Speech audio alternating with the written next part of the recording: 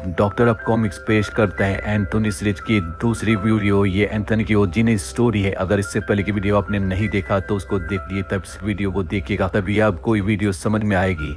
इस कॉमिक्स को शुरुआत में दिखाया जाता है हमारे अपने फादर एंथोनी की कब्र पर बैठी रो रही और कह रहे कि पापा आ जाइए, आपने वादा किया था। वहीं पर प्रिंस कौवा भी बैठकर चिल्ला रहा है। मारिया रोते हुए वहां से बाहर निकल आती है, पर प्रिंस वहीं पर बैठा चिल्ला रहा होता है और मारिया की दुआओं में इतनी ताकत होती है कि एंथोनी को कवर फाड़कर बाहर निकलना पड़ता है। कोई सोच भी नहीं सकता था कि एंथोनी वापस आ जाएगा उन गुनहगारों को सजा देने के लिए जिन्होंने उसको और उसकी फैमिली को बर्बाद करके रख दिया है। अगर आपने इससे पहले की वीडियो देखी है तो कहानी वहीं पर पहुंच जाती है जहां पर एक फूड सेलर को कुछ गुंडे बेरहमी से लूटने के बाद पीट रहे होते हैं। एंथोनी वहां पहुंचकर उस फूड सेलर की जान बचाता है और चारों गुंडों को जान से मार देता है और उनकी लाश के इर्द गिर्द आग से कौवे की आकृति बना देता है। और रूपनगर का इंस्पेक्टर वहीं पर खड़ा देख रहा था कि आखिर इस तरह की बेरहमी कौन कर सकता है। इन हिस्ट्री शूटर को किसने मौत की कार उतारा है। देश भर में क्रो संगीत ने धूम मचा रखी थी। लोग सीडी और डीवीडी और कैसेट खरीदने के लिए बिल्कुल बेताब थे और इधर म्यूजिक किलर कंपनी ने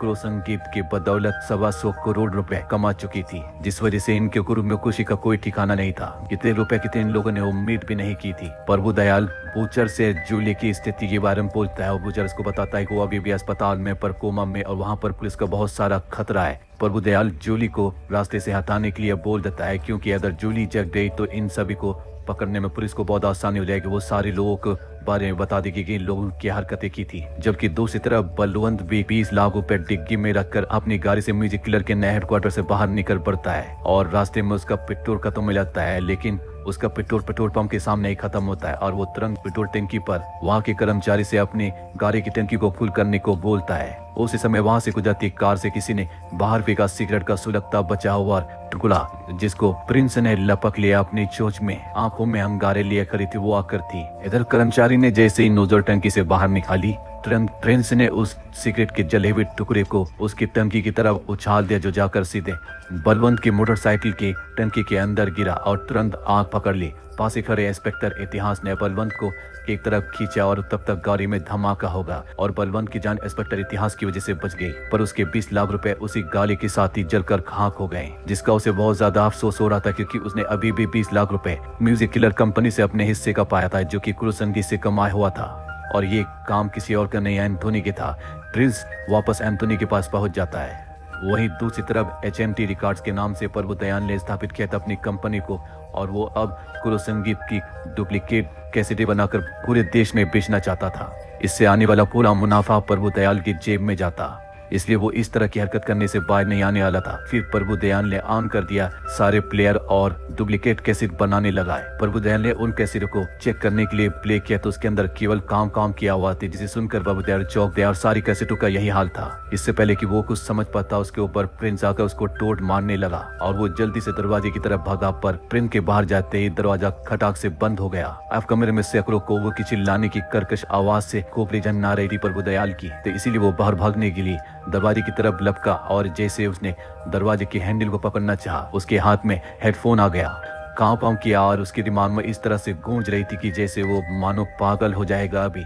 फिर जुनून से सवार हो गया उसके ऊपर और उसने वहां पर रखा एक बैर उठाकर सारी मशीनों को तोड़ने लगा। वहां पर कैसेट रिकॉर्ड को भी तोड़ दिया उसने, सारी मशीनों का पुर्जा ढीला कर दिया। पीट कर इस एक साथ रूम में खामोशी से छा गई और फिर दरवाजा बाहर से खुला और कुछ कर्मचारी अंदर आए और उन लोगों ने बताया, सर आपने क्या किया, इस मशीन की तो अभी तक किस्त भी नहीं अदा की गई थी, इस मशीन की कीमत 25 लाख रुपए है।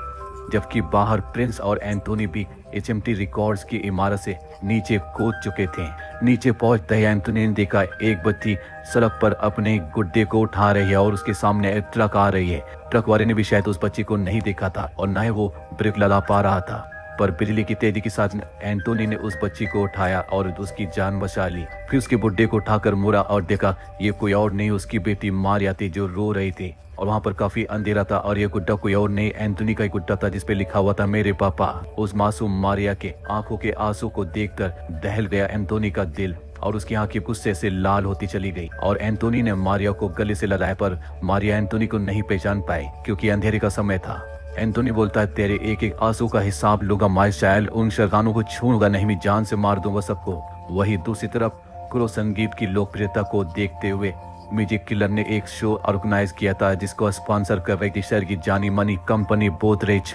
उसी शो में प्रिंस और एंथोनी भी पहुंच गए और एंथोनी जैसे ही पहुंचता है एंथोनी वहां के तारों के कनेक्शन बदल देते हैं, जिसकी वजह से पूरे स्टेज पे गाने के बजाय कुत्तों के भौंकने की आवाज आने लगी थी। स्पीकर वाले कुत्तों के भौंकने की आवाज सुनकर बाहर से भी कुत्ते घुस आए स्टेज पर और सबको काटने लगे। पूरे थिएटर में हंगामा मच गया और इधर गिटारिस्ट के हाथ से गिटार छीन लिया एंथोनी ने खुद क्रोसन के पागलों की तरह बजाने लगा। कुत्ते दूर से ही उसकी तरफ भौंक रहे थे और वो जुनून में गिटार को इतनी ज्यादा तेजी के साथ बजा रहा था क्योंकि उसका गिटार भी टूट गया। फिर एंथोनी को जकड़ लिया म्यूजिक किलर के दूसरे गुंडों ने और साइकर टेक्सन ये सब देख रहा था। साइकर टेक्सन के दिमाग में केवल यही सवाल घूम रहा था, कौन है ये और इतना अच्छा कुल संगीत कैसे बजा सकता है, क्योंकि साइकर टेक्सन भी अभी तक इस तरह का संगीत नहीं बजा पाया था। भयानक गुर्राहट निकल पड़ी एंथोनी के गले से और वो गुंडे वहीं पर बेहोश हो गए। अच्छी खासी तबाही मचा के रख दिया था एंथोनी और प्रिंस ने। फिर वहां पर म्यूजिक किलर पहुंच जाता है और देखता है कि इस तरह से हालत खराब हो गई है वहां की। उन सभी के दिलों में बस एक ही सवाल था, आखिर कौन था वो गिटारिस्ट जिसने इस तरह का तहलका मचा के रख दिया यहाँ पर। क्योंकि म्यूजिक किलर का शो फ्लॉप हो गया था, शो के स्पॉन्सर गोदरेज ने पैसे देने से मना कर दिया था, जिस वजह से म्यूजिक किलर को चिंता हो गई थी। बूचर म्यूजिक किलर की चिंता दूर करते हुए बोला, पैसा वसूल करने की मेरी जिम्मेदारी, और वो वहां से अपने एम्बेसडर में निकल पड़ता है। बूचर के एम्बेसडर की टंकी लीक कर रही थी पर इस बात की किसी को भी खबर नहीं थी और उसकी टंकी से निकलकर पेट्रोल सड़क पे गिर रहा था, जिसकी वजह से एम्बेसडर की पूंछ बनती जा रही थी। एम्बेसडर अभी ज्यादा दूर भी नहीं गई थी कि पास ही खड़े एंथोनी ने एक माचिस को सुलगाकर उस पेट्रोल की तरफ उछाल दिया, जिससे पेट्रोल ने आग पकड़ ले और एम्बेसडर की तरफ आग बढ़ने लगी। और गाड़ी को ड्राइव कर रहा पिंटू उसने बताया कि उसको मिरर में कौवे की परछाई दिख रही, जिसकी वजह से उसे पीछे साफ कुछ दिखाई नहीं दे रहा है। पर किसी तरह कौवा के हटते ही उछल पड़े सभी लोग, क्योंकि उन लोगों ने देख लिया था कि गाड़ी के पीछे आग बहुत तेजी से गाड़ी की तरफ बढ़ रही है। उन सभी ने सही मौका देखकर गाड़ी से बाहर छलांग लगा दी और थोड़ी देर में एम्बेसडर धमाके के साथ जल उठी। एक के बाद एक हादसे हो रहे थे, जिसकी वजह से इन सभी के दिलों में खौफ जाग उठा था और ये लोग समझ नहीं पा रहे थे आखिर हो क्या रहा है। उनमें से एक का शक गोदरेज कंपनी पर था, क्योंकि गोदरेज कंपनी ने स्पॉन्सरशिप के पैसे नहीं दिए थे और वो न देना चाहती थी। फिर इधर एंथोनी वहां से निकलकर सीधे हॉस्पिटल की तरफ बढ़ गया, जहां रूपनगर के हॉस्पिटल में अभी तक बेहोश पड़ी थी जूली।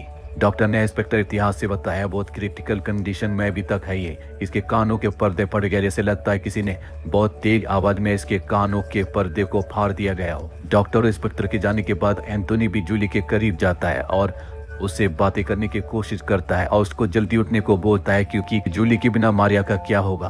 फिर एंथोनी हॉस्पिटल से निकलकर सीधे नागोरी की तरफ चलता है, जहां पर नागोरी अपने शो के लिए रियाज कर रहा था। नागोरी का म्यूजिक किलर के साथ पहला शो ऑर्गेनाइज हो चुका था, इसी के लिए वो बहुत ज्यादा मेहनत कर रहा था कि तभी उसके गिटार की तारें अचानक से टूट गई। प्रिंस और एंथोनी भी नागोरी के पास पहुंच चुके थे।